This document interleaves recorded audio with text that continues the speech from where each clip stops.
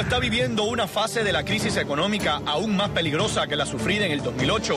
Y lo peor es que no parece haber una fórmula a la vista para enfrentarla, según acaba de admitir el presidente del Banco Mundial, Robert Zoellick. En una declaración de inquietante franqueza, Zoellick calificó la situación actual como una tormenta nueva y más grave que la depresión de hace 3 años, debido a que la mayoría de los países desarrollados ya agotaron sus márgenes fiscales, ya que sus políticas fiscales no pueden ser más flexibles. Peor aún, el titular del Banco Mundial admitió que no conoce una fórmula para solucionar el problema y que a lo sumo lo que las naciones pueden hacer es enfrentar la crisis de deuda con mayor urgencia. Mientras tanto, la confianza de los consumidores en la economía de Estados Unidos se desplomó a su nivel más bajo desde 1980, debido básicamente al desempleo, las preocupaciones sobre la recuperación económica y la rebaja de la calificación de la deuda norteamericana por Standard & Poor's. Señor Rubinstein, si el presidente del Banco Mundial, Robert Zoellick, dice que no tiene la fórmula para la solución, ¿qué es esto? ¿Un barco a la deriva y el capitán se tiró por la borda?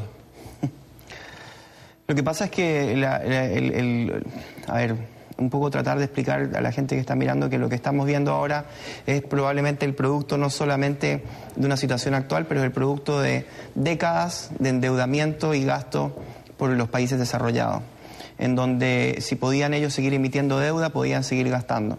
Y hemos llegado a un punto en el que la percepción del mundo y misma interna dentro de los Estados Unidos y Europa es de que ya no nos podemos seguir endeudando. Entonces, ¿cómo vamos a seguir pagando la cuenta? Y al parecer lo que tocaría es lo que no hemos hecho en muchas décadas, que es empezar a ser eficientes.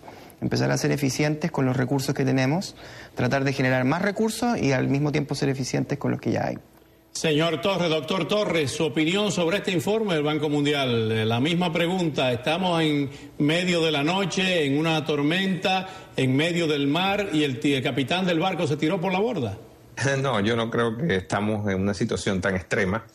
Empezando porque el presidente del Banco Mundial no es el gerente general o el capitán del barco de la economía mundial.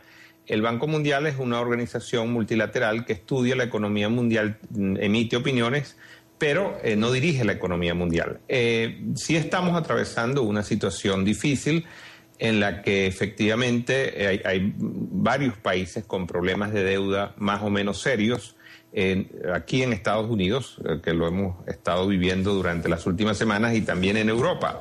Pero yo soy optimista porque a pesar de estas dificultades, nosotros estamos en una situación de la economía mundial distinta a la que estábamos en periodos de crisis anteriores. Por ejemplo, una de las cosas que nos hace radicalmente diferentes a situaciones anteriores es que mientras que hasta hace unas pocas décadas la economía norteamericana y Europa eran los únicos dos motores de la economía mundial, y lo que le pasaba a estas economías terminaba afectando negativamente, dramáticamente o positivamente al resto de la economía mundial, ahora la economía se ha vuelto mucho más multipolar.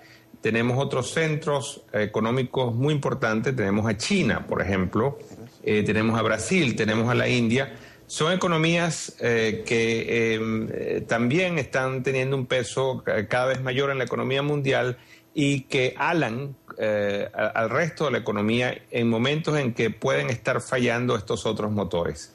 Esta mayor multipolaridad de la economía mundial le da un mínimo, una cierta estabilidad. Ese es uno de los factores positivos que nos ayudan, a mi manera de ver, a superar con esta crisis de manera más optimista. Señor Rubinstein, ¿no ha estado de acuerdo con algunas de las cosas que ha dicho el señor Torres? No necesariamente que no estoy de acuerdo, sino que yo lo que creo es que, bueno, primero Estados Unidos y Europa y Japón, el cual además ha mostrado ya datos de recesión, representan bastante más que 2/3 de la economía mundial, ¿no? Resulta difícil, para mí por lo menos, pensar que todo el mundo va a seguir bien, 1/3 va a llevar el carro de los 2/3, considerando principalmente además que esas economías mismas dependen mucho en su economía de la venta a los países desarrollados, como es el caso de China, como es el caso de Brasil. Entonces, lo que yo pienso es que, y no quiero digamos, ser muy extremadamente pesimista, es que estamos ante una situación seria, grave, que se va a resolver desafortunadamente con grandes sacrificios. Señor Torres, nos quedan 5 segundos. Usted como consultor de Gallup, ¿cuál es su lectura de la más reciente encuesta de Gallup, precisamente, que da índices por debajo del 40% al presidente Barack Obama? Sí, bueno, el presidente Obama ha alcanzado mínimos de popularidad, de aceptación en relación a su periodo de gobierno. En la última semana estuvo en 40%, es el mínimo que ha alcanzado. Y eso está asociado a la confianza, básicamente a la confianza de los ciudadanos norteamericanos en el manejo de la economía.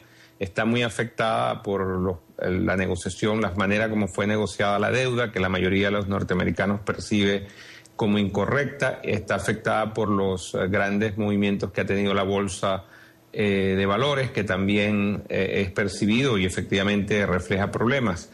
Entonces yo creo que, como suele ocurrir, la situación económica se está traduciendo en un daño a la popularidad del presidente y obviamente aumenta la desconfianza en la economía y se convierte en una especie de círculo vicioso que puede hundir más a la economía. Es un círculo vicioso en el que la desconfianza frena a los consumidores en el gasto, frena a los inversionistas en la inversión, eso a su vez frena más la economía y eso a su vez aumenta la desconfianza.